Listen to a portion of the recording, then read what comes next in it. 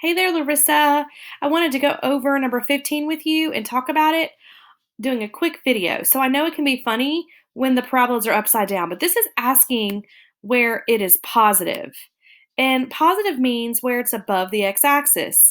So this parabola is above the x-axis where I'm shading, where I'm drawing over. And so what you have to do is identify what x value it starts with and what x value it ends with.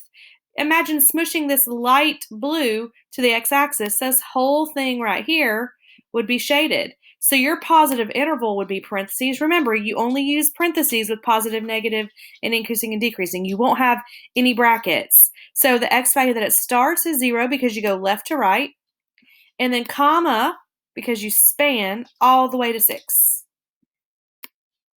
So there is your answer to number 15.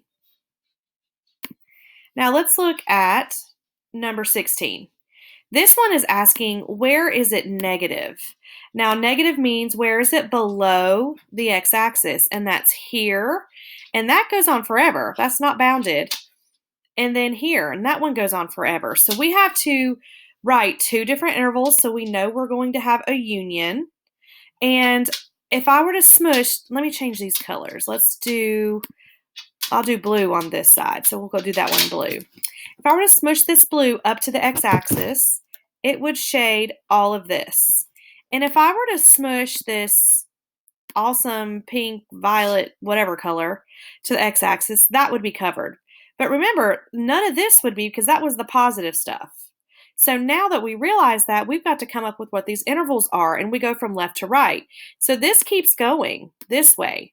So it's going to keep going, and that would be called negative infinity. I know my handwriting's not great, but anyway, from left to right would be negative infinity, span, all the way up to what x value? That would be 0. Parentheses. And then union, what x value does it pick up with? It picks up with 6, span, and it goes on and on and on this way. And that's infinity. So 6 to infinity. So there's your negative interval.